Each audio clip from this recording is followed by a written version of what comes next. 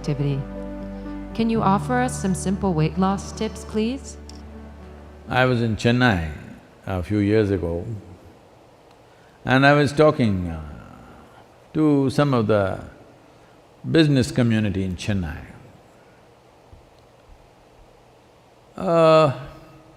They were not particularly obese or something, but little, trying to imitate the planet. Not by being on a spin, in form, I mean. So I said, as a generation of people, look at your condition. If I had come to Chennai 50 years ago or 100 years ago, in what physical form people would be, in what level of physical fitness they would be, ordinary people I'm talking about. I'm not talking about gymnasts, sports persons, not those kind of people, ordinary people on the street. Or even now, in what kind of physical strength and condition people are in rural India, for example.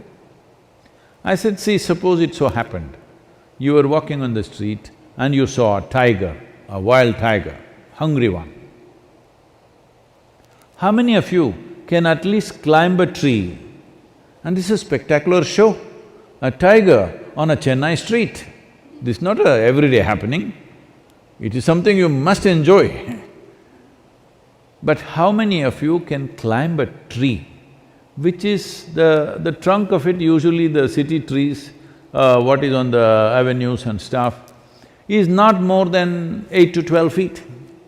How many of you can climb this 8 to 12 feet and sit on a branch and enjoy the wildlife view? No. Only those guys who are doing the menial jobs, the guy who is sweeping the street, maybe he will go sit on the tree and watch how wonderful a breakfast you are.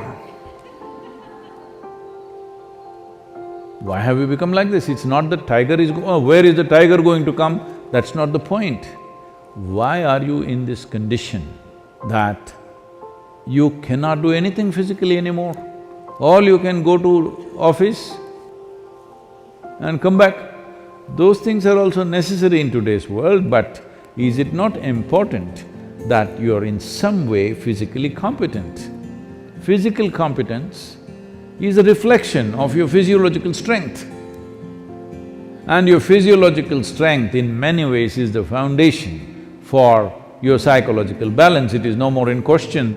Your physiological strength is the foundation for your psychological balance in many, many ways.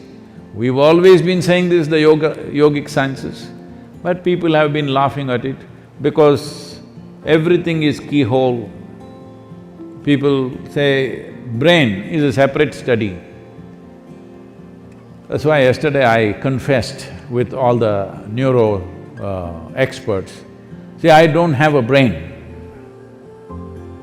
At least most of the time it's not working. I keep it off. There is enough from the tips of my hair to my toes. There are enough cells with enough memory and intelligence, they will do my life. I have disciplined them nicely. They will do my life the way I want. Because a large part of day-to-day work and day-to-day functioning is just a repeat work. All you need is a clerk. You don't need a super brilliant person to do all these things. So I have trained them and they do their work. I don't have to think how to eat, how to sit, how to stand, how to breathe, nonsense. It just happens by itself. Because a very stable and effervescent physiological condition is very, very important to have a certain level of psychological freedom. Otherwise, every little thing you do, you have to think. Once you think, inevitably you're confused about every damn thing that you do. Now, you're talking about because of virus you ate too much. This is not because of virus you're eating too much. This is a kind of a compensatory activity that, you will see this in the cinema theaters and everything. If you have nothing to do,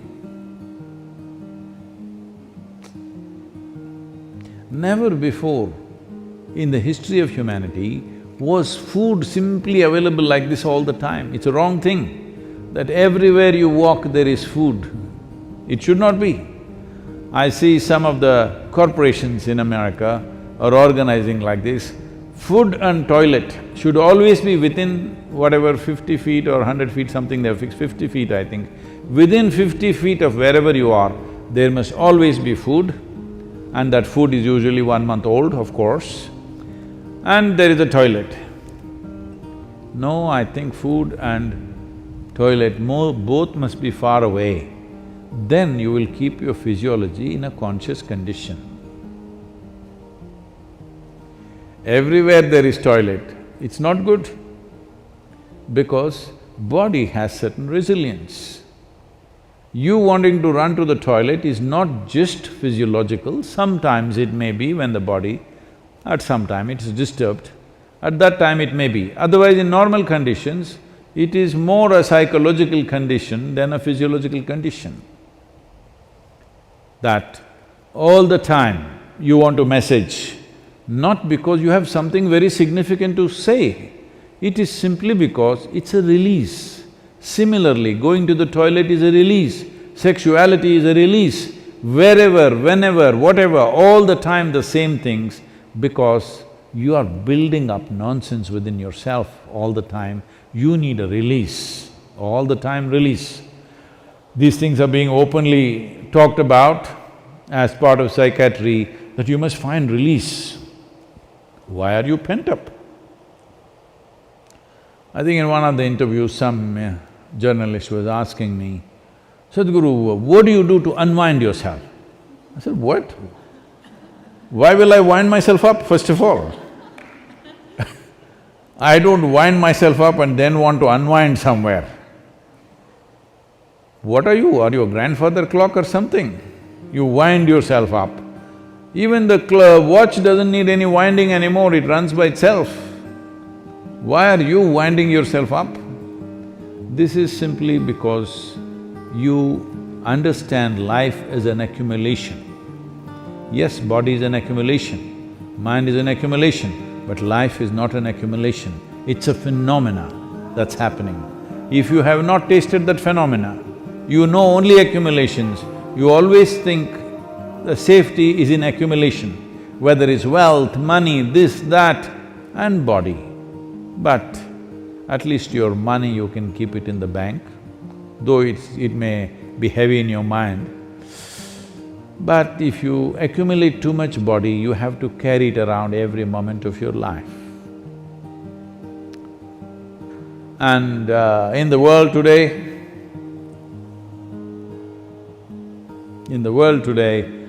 30% of the population is malnourished, and around the same percentage of people are obese, overweight. See, you can fix it. The world's problems of malnourishment, you can fix it. So, this practice is there in the Isha Yoga Center. Whenever cause comes up, when Isha Vidya, educating rural children, raising funds for it became a problem, then many people in the yoga center took this up. On Wednesday evenings, I won't have dinner and let that money go to the children. I think you must find 7 causes like this. I can give you 7. Monday for Rally for Rivers, Tuesday for Kaveri Calling, Wednesday for Isha Vidya, Thursday is called Guruvar, this is for your Sadhguru. Friday for Devi, because that's her day. Saturday, you have your dinner, I'm reducing one day. Sunday, for Jnanalinga. Like this, you find 7 or at least 6 causes where 6 dinners you give away. Morning you eat, all right? 10 o'clock in the morning you eat well, and again eat 10 o'clock tomorrow morning. And also, because you need to keep social distancing, drive out of the town and walk back. Get into your bus, buy a ticket for 10 kilometers away and just walk back. Best you go without your phone and your wallet, so that you have to walk back. Do something, come on. Already there is one problem. You want to multiply your problems, huh? You want to increase the size of your problem? Don't do that. There's enough problem already. I'm telling you there's substantial problem. Just because I'm laughing and joking about this, don't think there is no problem. There is substantial problem. Don't fool yourself, because if your body and your mind is in a certain condition, you can easily fool yourself. This happened. Shankaran Pillai was running a garment shop here in United States. And a lady came to buy some kind of a pullover. So, he promised her it is 100% wool. She took it, went home. The next day she came back and she said, "You said it's 100% wool, but here the label says it is made in Bangladesh and it's 100% cotton." He said, "Ma'am, don't you be fooled by this. The label is only to fool the moths."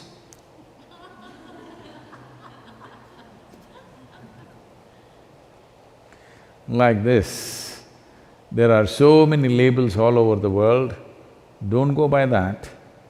This is a simple experiment you must do, all of you who are sitting now on the floor. When you get up, you must use only 2 limbs to stand up. All of you, in your life, you must keep this up however old you are. This is a simple test for you. You sit down cross-legged, and when you want to stand up, you use only 2 limbs. That means you don't do 4-wheel drive. Just get up with your legs. This much fitness at least you must manage. If you can't climb a tree, there are not enough tigers to, for them to roam in your city. If you can't climb a tree, it's okay, but at least you must be able to stand up. This much fitness you must maintain. Please do that for yourself.